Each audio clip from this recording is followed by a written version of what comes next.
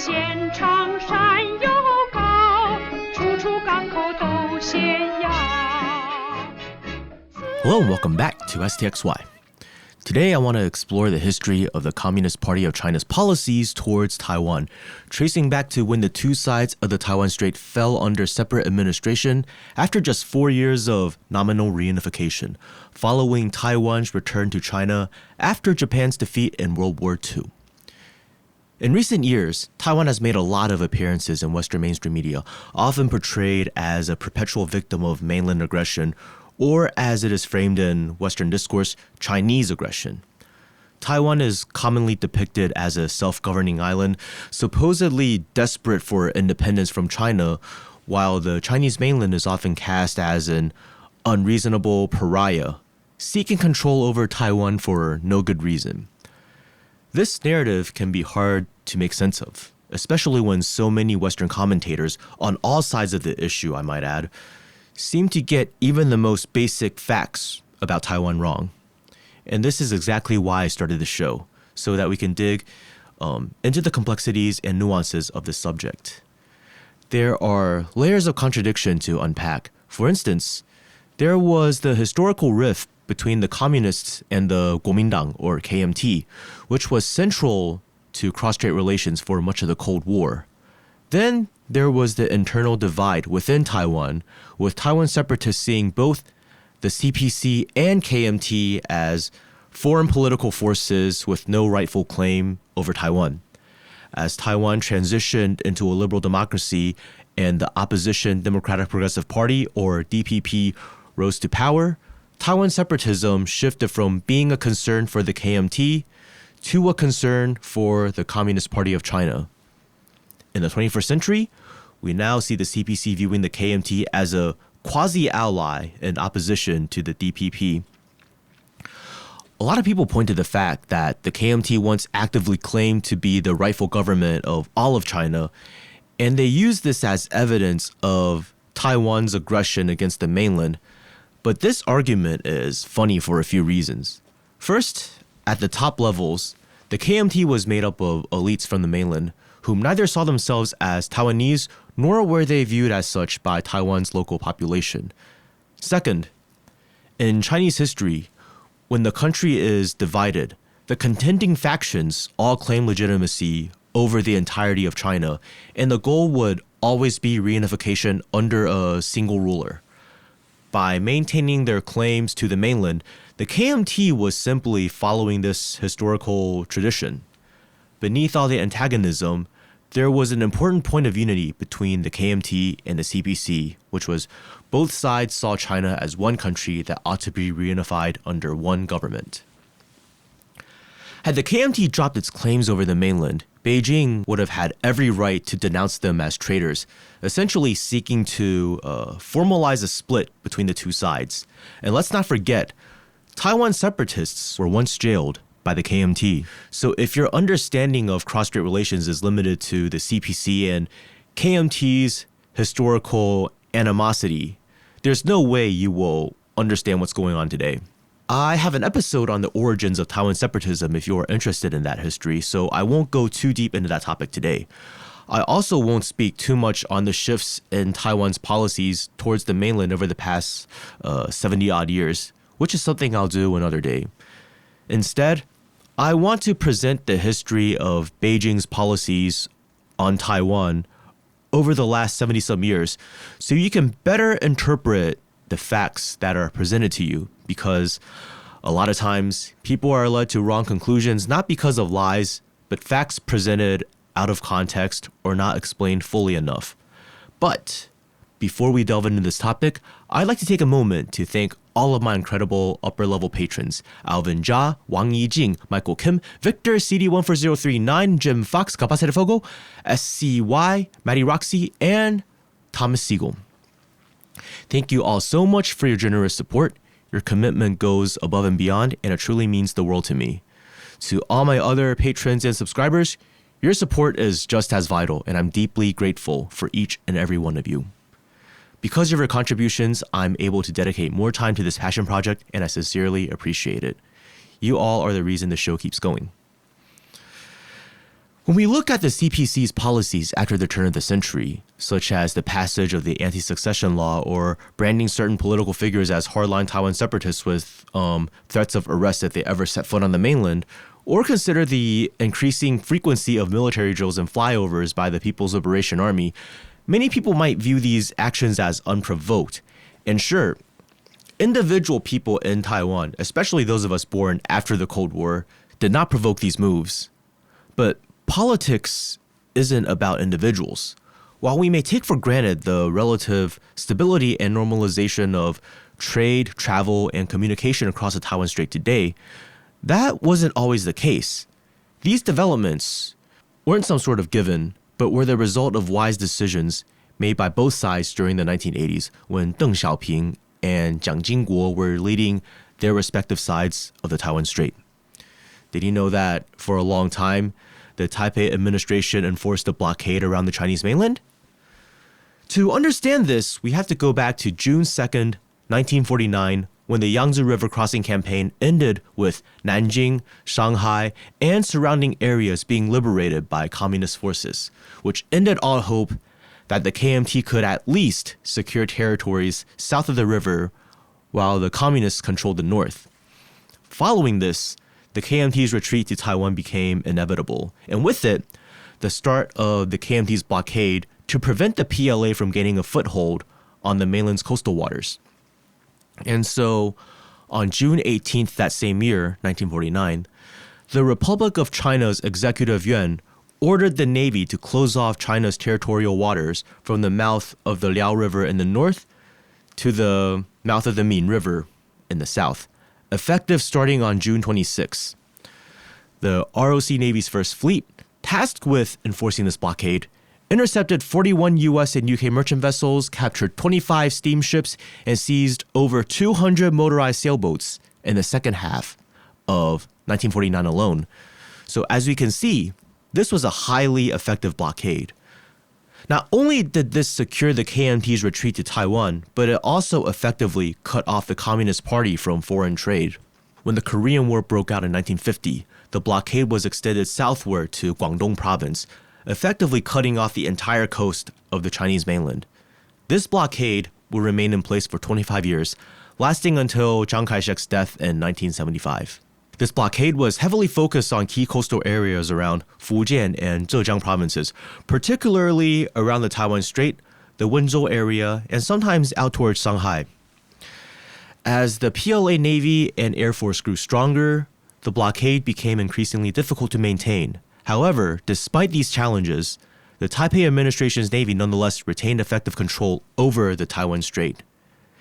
Before the blockade ended, mainland merchant vessels often fell victim to what was essentially piracy carried out by the so-called ROC Navy. Those who intercepted mainland ships and seized their goods were rewarded with the equivalent of up to a year's pay, creating a strong incentive for aggressive enforcement.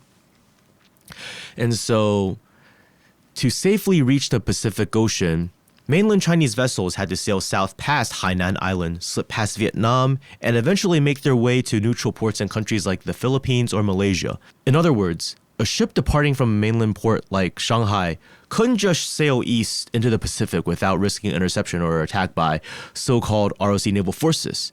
It would have to head southward, staying near the coast or using inland waterways to get to Hainan, and avoid confrontation until reaching Southeast Asian waters, where the so-called ROC Navy didn't have as much reach. Part of the reason the blockade ended had to do with U.S. rapprochement with Beijing. This began with Henry Kissinger's secret visit in 1971, followed by Nixon's historic trip to China in 1972, as well as Taipei's loss of China's UN seat to Beijing in 1971. Without international recognition, Taipei no longer had the diplomatic cover to justify seizures, and the PLA's growing naval capabilities made enforcement increasingly dangerous. In short, international pressure and a shifting U.S. policy forced the KMT to recalibrate its strategy. Another big reason the blockade ended was the death of Chiang Kai-shek. He was the main architect behind the KMT's whole recover the mainland policy, and he was dead set on keeping the naval blockade as a key part of that mission. As long as he was alive, the KMT stayed locked into this idea of ultimate reconquest, which didn't just mean blockading the mainland. It also meant launching commando raids along the coast. But after Chiang Kai-shek died in 1975 and his son Jiang Jingguo took over, the KMT quietly started to shift. They had to face reality, which was retaking the mainland just wasn't realistic anymore. Their survival depended on keeping things stable in Taiwan. So instead of saving up resources for some sort of future counterattack, they started focusing more on building up Taiwan's economy. In the end, Chiang Kai-shek's death gave the KMT the political cover they needed to finally let go of the blockade without looking like they were betraying his legacy. In a way, his passing marked the start of the KMT's long and slow transformation from a wartime government obsessed with reconquest to one that was more about securing and growing Taiwan's prosperity. So, as we can see so far, the Cross-Strait situation was very much an ongoing civil war between the new Chinese government and the remnants of the old. There were real skirmishes happening between the two sides, and slogans like liberate Taiwan, 解放 Taiwan, and recover the mainland, 还我失土, or 反攻大陆, weren't just empty words. They were actual goals that both sides were actively working towards. Now that we have a basic understanding of what things look like after the KMT's defeat on the mainland, let's dive into the CPC's Taiwan policy over time, starting with the first generation of leadership represented by none other than Chairman Mao Zedong. From the records available, it's pretty clear that Mao's approach to the Taiwan issue was liberating Taiwan through military force, but for a variety of reasons, that goal was never achieved during his lifetime. Back in March 1949, Xinhua News Agency published an article, "The Chinese people must liberate Taiwan. 中国人民一定要解放台湾." The article stated that it was the PLA's mission to liberate all of China, meaning every inch of Chinese territory, including Taiwan and Hainan Island. At that time, the writing was already on the wall for the KMT. They were preparing for the worst, shipping gold reserves and national treasures to what they increasingly saw as their final stronghold, Taiwan province. The Xinhua article was therefore basically a warning shot towards the KMT. No matter where you run, the PLA will come after you. And given how badly the KMT was getting beaten on the mainland, this wasn't just bluster, it was a very real promise. However, when the PLA tried to take Jinmen Island, or commonly referred to as Kinmen Island, which is a small island off the coast of Fujian province, they ran into real trouble. The KMT successfully defended it during the 1949 Battle of Guningtou. This was one of the KMT's first major victories after a long string of defeats, and they managed to hold the island. To this day, Kinmen remains under Taipei's control, and Kinmen is on the other side of the Taiwan Strait, just a few miles away from the actual mainland. Like, you can see the mainland from Kinmen. You can't see the mainland from Taiwan, so that's how close it is. The Battle of Guningtou showed that while the PLA was good at land warfare, crossing bodies of water to capture islands was a whole different story. Even though the PLA did not suffer catastrophic losses, the fact that they failed to take a small island a few miles off the coast of Fujian showed that they're ill-prepared to take Taiwan, a much larger island much farther away from the mainland. That said, the PLA was able to successfully liberate Hainan Island in 1950. And just as they were gearing up to launch another assault on Kinmen, the Korean War broke out, and that completely changed the equation. Up until that point, the US had more or less been ready to let Chiang Kai-shek fall. His regime was seen as a lost cause, and Washington was simply preparing to move on. But once the Korean War started, the dynamic shifted. The containment faction in the US government, those who wanted to block communist expansion rather than negotiate with Beijing, suddenly had the upper hand. So, in a major reversal, the US Navy's 7th Fleet was sent into the Taiwan Strait to prevent the PLA from advancing on Taiwan. Needless to say, US support for Chiang Kai-shek was renewed. This was support that had basically dried up before the war, but now, with the Cold War heating up in Asia, Washington wasn't about to let Taiwan end up under communist rule. At the same time, the CPC also had to put its plans to liberate Taiwan on hold as it turned its attention to the escalating conflict in Korea. Later that year, so 1950, the Chinese People's Volunteer Army crossed the Yalu River and entered the Korean War, aiming to push the US-led UN forces back to the 38th parallel. With so much military focus redirected to the Korean front, a full-scale campaign against Taiwan was no longer on the table, at least for the time being.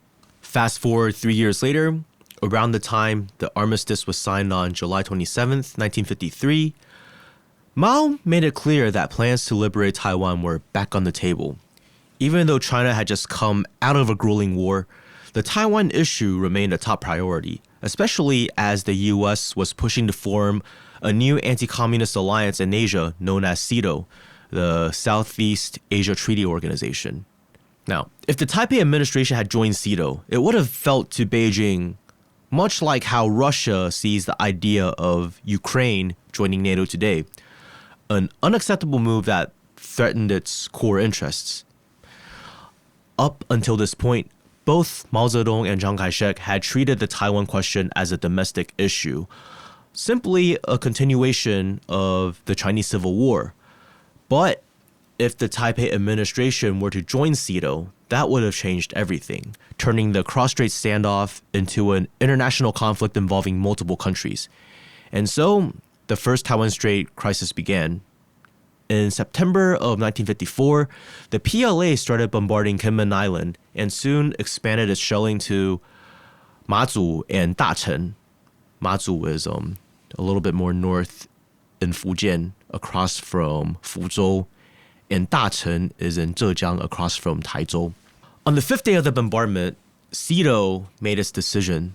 The Taipei administration would not be allowed to join. In that sense, the CPC had achieved its strategic goal, keeping the Taiwan issue from being internationalized. But this came at a cost. The crisis marked the first major military clash across the strait since the KMT's retreat to Taiwan in 1949, and it brought cross-strait tensions to a whole new level. The U.S. responded by signing the Sino-U.S. Mutual Defense Treaty with Taipei in December 1954, solidifying American support for the island going forward. The CPC, however, quickly took note of a key detail in the newly signed Mutual Defense Treaty. It only defined the territory of the so-called Republic of China as Taiwan and Penghu, leaving out the offshore islands under Taipei's control scattered near the Chinese mainland. So, Kinmen, Mazu, Dacheng. That's when the PLA launched the Battle of Yijiangshan Islands. There were two main goals. First, to eliminate KMT positions off the coast of Zhejiang that were being used to launch guerrilla attacks on the mainland. And second, to test how far the US was willing to go. Would they intervene if the PLA attacked islands under Taipei's control outside of Taiwan and Penghu? As the communists predicted, the US did not directly intervene. The Yijiangshan Islands were liberated, which in turn left the nearby Dacheng Islands completely exposed. I'll cover the evacuation of Dacheng in a separate episode. But what's important to know here is that the entire population was relocated to Taiwan, every single person in Dacheng. And it's actually surprising how few people in Taiwan today are aware that this migration even happened or that the Dacheng Islands exist at all. Anyways, back to the main topic. Although the US stayed out of the fighting, it did respond politically. On January 29th, 1955, Congress passed the Formosa Resolution, giving President Eisenhower the authority to use American military force to defend Taiwan and Penghu. But just like the treaty, this resolution notably left out Kinmen and Mazu. The message was clear. The U.S. was committed to defending Taiwan as part of the First Island chain, but it was not interested in helping Chiang Kai-shek recapture the mainland, nor was it interested in defending the offshore islands that were meant to be his launch pads for a counteroffensive. In short, Chiang Kai-shek's minimum goal was to hold on to Taiwan and keep his regime alive. His maximum goal, however, was to someday return to the mainland and restore the Republic of China. For the US, the minimum was making sure Taiwan didn't fall under Beijing's control, while the maximum was severing all remaining ties across the strait and formalizing a two-state solution across the Taiwan Strait, either as two Chinas or as one China and one Taiwan. It's also worth noting that around this time, President Eisenhower hinted that he was willing to use nuclear weapons if that's what it took to maintain peace across the Taiwan Strait. So between that and the Formosa Resolution, the message to the CPC was loud and clear. Keep pushing militarily towards Taiwan and you might be risking nuclear war. By 1955, things had started to settle for Chiang Kai-shek. His control over Taiwan had stabilized and his military was now backed by American support. Meanwhile, the mainland was still recovering from 3 exhausting years of war in Korea. Put all of that together, US backing, nuclear threats, and a war-weary mainland, and the idea of liberating Taiwan by force started to look a lot less realistic. This is when we begin to see a shift in Beijing's approach, a turn towards diplomacy. The CPC first tried appealing to the US to back off and stop interfering in China's internal affairs. Zhou Enlai made this case during the Bandung Conference, but with no Western powers at the table, the message didn't really land where it needed to. So, the CPC sent another message, this time to the KMT. On May 31st, Zhou Enlai announced at the National People's Congress that under the right conditions, the Chinese people were willing to pursue peaceful reunification. This marked a real turning point. For the first time, the CPC signaled it was open to solving the Taiwan issue not by defeating the KMT on the battlefield, but at the negotiation table with the KMT still intact as a political entity. This was a significant shift from reunification through force to reunification through dialogue. Mao Zedong would later repeat this sentiment at the 8th National Congress in 1956, making it clear that the CPC's position on the Taiwan question had shifted towards seeking a third cooperation with the KMT. The idea wasn't to wipe them out anymore. It was to reunify through negotiation, with the KMT actually still in the picture. But Chiang Kai-shek was not sold and ignored the CPC's offer. Then, on August 23rd, 1958, the PLA suddenly began shelling Jinmen again, or Kinmen. Yeah, they began shelling Kinmen again. So, did that mean the CPC's peaceful reunification offer had expired? Not exactly. I think the 1958 Battle of Kinmen deserves its own full episode, so I'll cover the nitty-gritty details another time. But here's the short version. The US had been pressuring Chiang Kai-shek to abandon the last of the offshore islands under his control, and the logic was strategic. If the KMT gave up places like Kinmen and Matsu, it would physically separate the CPC and KMT territory by more than 70 miles of sea. That would have made it easier to justify formally turning Taiwan and the Chinese mainland into 2 separate countries. Now, Mao Zedong wasn't about to let that happen, so he ordered the shelling of Kinmen right as U.S. Secretary of State John Foster Dulles was visiting Chiang Kai-shek in Taipei. The timing wasn't a coincidence. It was a message to America that this was an internal matter between Chinese people, not between Chinese people and Americans. At the same time, the shelling gave Chiang Kai-shek an excuse to hold onto Kinmen and Matsu. If these islands fall, Taiwan's next, is basically what he could now argue to the Americans. So this wasn't really about launching a new war. It was more like turning the Cross-Strait hostility into a ritual. By late October, the PLA had established a noticeable pattern. They only shelled on odd-numbered days. That allowed the KMT to resupply on even days. And both sides ended up avoiding targeting each other's infrastructure. And yes, the KMT did return fire on even days. And, of course, also avoiding critical targets. So it was kind of an unspoken agreement. This tacit back and forth was Mao Zedong and Chiang Kai-shek working together to block U.S. efforts to formalize a 2-state solution across the Taiwan Strait. Because as much as they were at odds with one another, they had one crucial point of unity, and that is China is one country and Taiwan is a part of China.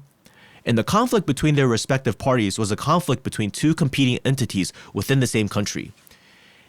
And we know that this was not a real military escalation because right after the crisis, the PLA's budget dropped to its lowest point since 1949, and its troop numbers were cut. At this point, Mao Zedong's stance on Taiwan was basically, we can live with the situation as long as Taiwan stays in Chinese hands, even if those hands belong to Chiang Kai-shek. But if the US were to take control of the island or force a formal split, then reunification would become much more complicated than it needs to be. What's even more striking, though, are the concessions Mao Zedong was apparently willing to make to Chiang Kai-shek during this period. He signaled that if negotiations were to happen, and if that meant the US would cut off aid to Taiwan, then the mainland could step in and provide whatever the KMT needed. More than that, Mao Zedong was basically saying, you can keep your military, you can stay anti-communist, you can govern Taiwan however you like, as long as you don't interfere with the politics on the mainland. In return, the CPC won't send operatives to Taiwan either. We formally reunify our country, and my side is in charge of formal affairs, but you can run your little area with a high degree of autonomy. When you look at these offers, it's clear that Mao Zedong's thinking was already moving towards something like what we now call one country, two systems. In fact, this framework that's been applied in Hong Kong and Macau was originally designed by Deng Xiaoping with Taiwan and Chiang Kai-shek's son and successor Jiang Jingguo in mind. But even with all these overtures, Chiang Kai-shek still wasn't moved. Instead, he was actively planning his campaign called Project National Glory, or 国光计划, which was the operation to recapture the mainland.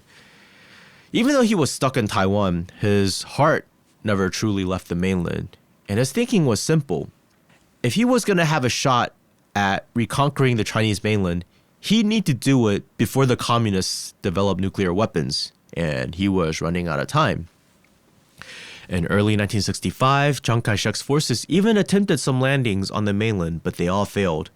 Then later that same year, the mainland successfully tested its first atomic bomb, and just like that, Chiang Kai-shek's dream of recovering the mainland died. Not officially, he was still sloganeering about it, but practically. Like I said, the slogan stuck around for a while, but the plan was effectively killed. Chiang Kai-shek now knew he was stuck on the island, but Taiwan separatism was still never on the table for him. So you gotta realize, at this point, the so-called ROC continuing to claim legitimacy over all of China was more about maintaining the position that China was one country and standing against Taiwan separatism than it was about seriously trying to recapture the mainland. Now, from Mao Zedong's point of view, the Cross-Strait situation was now more manageable than ever, and he figured that if Taiwan had to remain outside of Beijing's control for the time being, it was far better to leave it in the hands of Chiang Kai-shek and his family than let it fall under direct American control. And this is something worth thinking about because a lot of Western communist circles, Chiang Kai-shek tends to be written off as just a US puppet, but really he was more like a lost Chinese puppy. He miscalculated over and over, trying to use the US to help him retake the mainland, while the US was just trying to keep communism out of Taiwan. Chiang Kai-shek and his son Jiang Jingguo had ideas of their own, which constantly frustrated Washington. So we gotta realize the Americans did not support him because they liked him. They supported him because every time they tried to replace him, it didn't work. But as we mentioned before, we'll also get into how the US covertly supported Taiwan separatists at the same time in order to apply pressure to the Chiang family. From 1966 to 1976, the Cultural Revolution unfolded on the mainland, while Sino-Soviet relations deteriorated even further. Understandably, this meant Beijing was relatively less focused on the Taiwan question during this time than before. However, in 1974, something very interesting happened. It is said that Chiang Kai-shek, knowing his time in this world was limited, invited Mao Zedong and Zhou Enlai to visit Taiwan. While this account has never been officially confirmed by authorities on either side of the Taiwan Strait and stems from memoirs and personal recollections, if we assume it to be true, it offers a compelling explanation for what followed. In December of that same year, so 1974, Mao Zedong granted amnesty to the KMT's war convicts. Initially, all but 13 of the most serious offenders were set to be released. But Mao Zedong personally intervened to have the remaining convicts freed as well. By March 1975, 293 war convicts and 145 operatives had been granted amnesty. But then on April 5th, Chiang Kai-shek died, and the top leaders of the CPC never got to visit Taiwan. His death marked the end of a chapter in cross-strait relations. Due to the way history unfolded, with U.S. involvement in Taiwan, Beijing's strategy shifted from defeating the KMT militarily to seeking a peaceful settlement. This brings us to Deng Xiaoping. At the time he consolidated power on the mainland, Chiang Kai-shek's son and successor Jiang Jingguo formally assumed leadership in the Taiwan area. This marked the beginning of a decade during which both sides of the strait were governed by former classmates. Yes, Deng Xiaoping and the younger Jiang studied together in Moscow. As it is well known, on December 15th, 1978, the United States announced it would sever diplomatic ties with Taipei in favor of recognizing Beijing effective January 1st, 1979. From that point on, the CPC ceased using the language of liberating Taiwan. Peaceful reunification became the official line, though Beijing continued to state that it would not renounce the option of military action if necessary. The shift was not only the product of earlier cross-strait developments, but also reflected a tacit understanding between Beijing and Washington, which was the U.S. would acknowledge Beijing's claim to Taiwan in exchange for the Taiwan question being resolved through peaceful means. At the time of normalization between Washington and Beijing, more or less coinciding with the launch of reform and opening up, there was a mutual understanding that if peace across the Taiwan Strait were disrupted, Sino-American relations would be negatively impacted. Given Beijing's need for stable ties with the U.S. during this period, it had no incentive to jeopardize the status quo. This was especially true because Deng Xiaoping prioritized economic development, with reform and opening up serving as a cornerstone in his economic policy. Needless to say, a key factor in the success of these reforms was the influx of foreign direct investment, which would have been jeopardized had reunification been pursued through non-peaceful means. Following the establishment of diplomatic ties between Washington and Beijing, the intermittent shelling of Kinmen, which had persisted since the 1958 battle, came to a stop. The CPC then called for the opening of the 3 links and 4 exchanges, or 三通四流in Chinese. The 3 links refer to postal, transportation, and trade connections between the mainland and Taiwan, and the 4 exchanges referred to cross-strait visits by relatives, tourists, academic groups, and cultural/sporting organizations. As we can see, the softening attitudes toward Taiwan and the KMT that began during the Mao era continued under Deng Xiaoping. Complicating the situation, however, was the passage of the Taiwan Relations Act by the U.S. Congress, a unilateral piece of legislation that, as I've said many times on the show, provided Washington with domestic legal cover to continue selling arms to Taipei, despite having formally switched diplomatic recognition from Taipei to Beijing. The goodwill extended by Deng Xiaoping's government was met with Jiang Jingguo's 3 no's policy: no contact, no negotiations, and no capitulation. Needless to say, even though the Taiwan Relations Act was unilateral policy, it emboldened Taipei to put off negotiations with the mainland. In response, Ye Jianying, chairman of the Standing Committee of the National People's Congress, issued his 9 points the following year. These points essentially promised a high degree of autonomy for Taiwan, including the retention of its own military, economic system, and way of life, while also allowing it to participate in national governance. The 9 points emphasized cross-strait exchanges and protections for private property and foreign investments, an effort to ease concerns and encourage dialogue with Taiwan's leadership. In essence, all the past verbal assurances made by the Communist Party of China were now put into writing. These later formed the blueprint of what would become the one country, two systems model. To further reassure the Taipei administration, the CPC amended the PRC Constitution in December 1982 to include the following article. The state may establish special administrative regions when necessary. the systems instituted in Special Administrative Regions shall, in light of specific circumstances, be prescribed by laws enacted by the National People's Congress. One country, two systems was no longer just a policy proposal. It now had a legal basis in the Constitution. This also served as a message to the United States that Beijing intended to resolve the Taiwan issue peacefully. Every possible concession was offered, short of allowing Taiwan to become an independent country, relocating the central government from Beijing, or changing the name of the People's Republic of China. Everything else was on the table. For various reasons, including pressure from Civil War veterans in Taipei who wanted to visit family on the mainland, the KMT's three no's policy began to crumble. A major catalyst also came in 1986 when Wang Xijue, a former U-2 pilot who had become a civilian pilot, hijacked his own cargo flight and flew to the mainland to reunite with his family.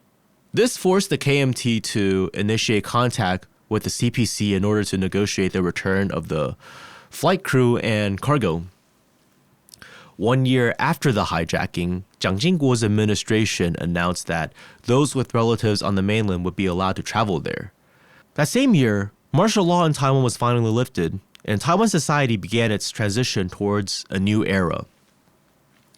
The CPC welcomed these developments and viewed them as steps in a positive direction, but unfortunately for Beijing, Jiang Jingguo, Deng Xiaoping's former classmate and then leader of the Taiwan area, passed away shortly thereafter on January 13th, 1988.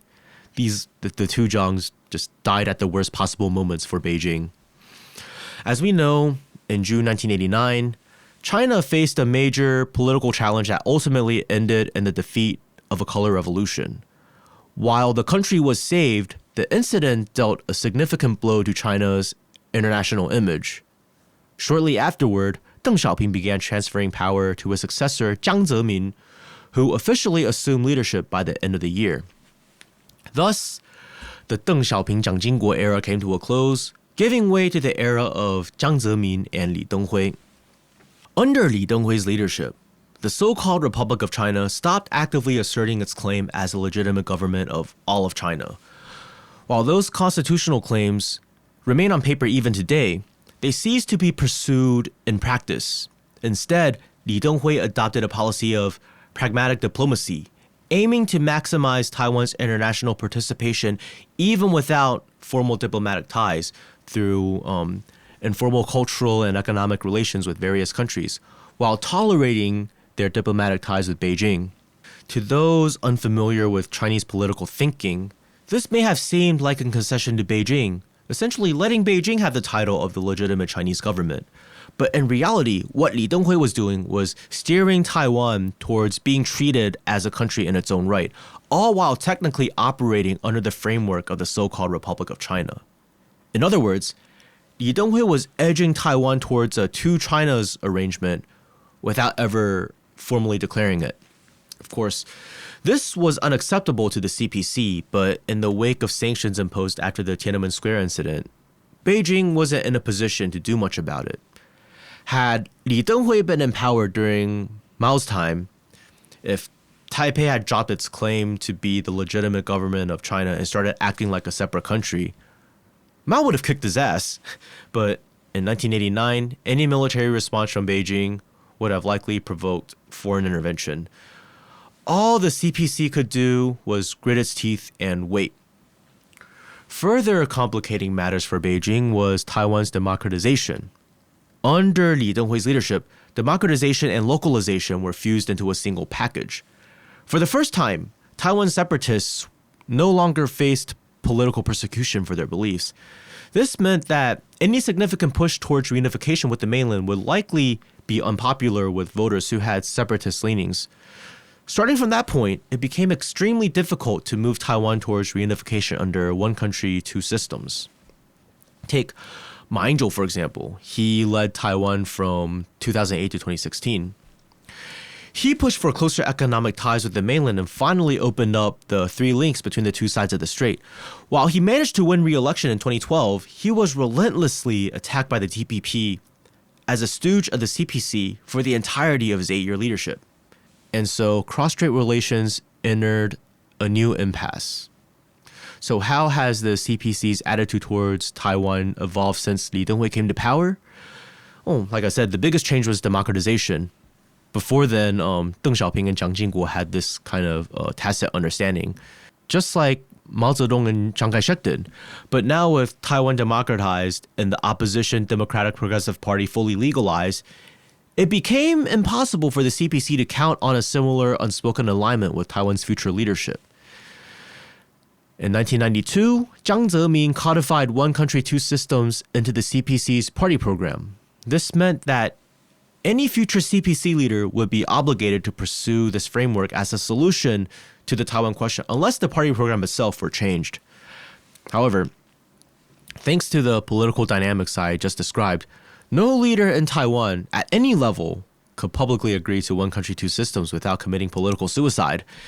In response to this reality, Jiang Zemin laid out Beijing's bottom line in 1995: commit to the one China principle and make no promises to renounce the use of force if peaceful reunification proves impossible.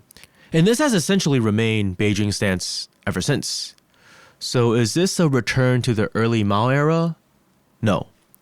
Whereas the solution in the years after the Chinese Civil War was to defeat the KMT militarily and liberate Taiwan, the CPC's framing now is fundamentally defensive. The use of force is conditional. Only if the Taipei administration crosses a red line in moving towards separatism will Beijing take military action. As long as Taipei maintains the status quo indefinitely, there will be no military move from the mainland. This is something that a lot of people miss. They hear Beijing say it won't rule out the use of force and assume it's preparing to invade. But it's actually the opposite. Because the red lines have been clearly defined, cross-strait relations have been relatively stable since the 1990s. Even with the turbulence of the 2020s, the situation today is far more stable than it was in the 1950s. What we've seen over time is that Beijing responds in kind whenever Taiwan's leadership challenges the One China principle. For example, in 1996, when Li Denghui visited the United States, the CPC retaliated by launching unarmed missiles over the island as a show of force, a stark warning not to test the limits of that principle. The same could be said for the military drills that happened in response to Nancy Pelosi's visit in 2022, or the more recent military drills in response to Lai Ching-te's provocative statements. Perhaps, surprisingly for some, there have also been moments of even greater rhetorical flexibility from Beijing. In 1997, Wang Daohan, then the head of the Association for Relations Across the Taiwan Straits, stated that one China does not necessarily mean the PRC, nor does it mean the ROC, but rather a unified China composed of people on both sides of the strait. In this framing, one China referred to a China not yet reunified, but one that both sides should work towards reunifying together. This gave the Taipei administration significant leeway in how it interpreted the One China framework, as long as it continued to uphold the so-called Republic of China and refrain from abolishing it in favor of a Republic of Taiwan or redefining the so-called ROC's borders to only include the territories currently under Taipei's control. Beijing could live with it. In essence, so long as the political ambiguity remained intact and no formal separatist steps were taken, the situation remained tolerable for the CPC. So how did Li Denghui respond to this delicate balance? Well, he kind of fucked it up. In an interview with foreign media, Li Denghui publicly described the relationship between Taipei and Beijing as, quote, special state-to-state relations. As you can imagine, this really pissed off the CPC. Even the US was caught off guard and upset because Li Denghui had made such a provocative statement without coordinating it with Washington first. This backlash forced him to backpedal rather quickly, but the damage was done. And so the CPC pinned its hopes on the idea that whoever succeeded Li Denghui in 2000 might better adhere to the One China principle. But then, to Beijing's dismay, the 2000 election was won by none other than Chen Shui-bian of the Democratic Progressive Party, a party that has Taiwan independence as a stated goal in its party platform. The CPC had no illusions about Chen, but they decided to wait it out and observe, hoping for a better result in the 2004 election. That didn't happen either. Chen Shui-bian managed to secure re-election in 2004, helped in no small part by what many believed was a staged assassination attempt the day before the vote. Whether or not the assassination attempt was orchestrated, it worked. Chen Shui-bian got his sympathy votes and thus the second term. At that point, Beijing had had enough. In 2005, the National People's Congress passed the Anti-Secession Law. This legislation reiterated the One China principle, encouraged peaceful reunification, and affirmed the CPC's willingness to engage in dialogue with any political force in Taiwan that recognized One China. But it also set clear red lines.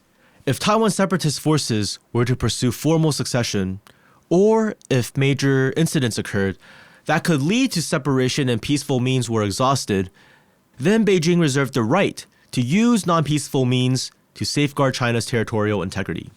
In short, the Anti-Secession Law gave Beijing a legal and political mandate to act if it determined that separatism was imminent or unavoidable. But it also served another purpose. It provided the Taiwan administration with a clear how-to guide on how to avoid war. As long as Taipei didn't formally declare independence, redefine the so-called ROC's borders to exclude the mainland, or trigger a major incident that could be construed as a move towards succession, then military force would remain off the table.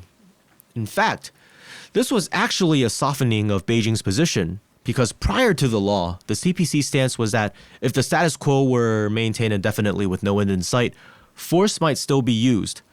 But with the passage of the Anti-Secession Law, Beijing essentially acknowledged the status quo as the bare minimum as long as it didn't tip towards separatism. And it made it clear that only concrete moves towards succession could possibly trigger military action. Even then, if you look closely at the wording, the law refers to non-peaceful means and other necessary measures. That phrase, other necessary measures, clearly leaves room for action short of full-scale military intervention. In other words, the law doesn't promise that certain actions will provoke a military response.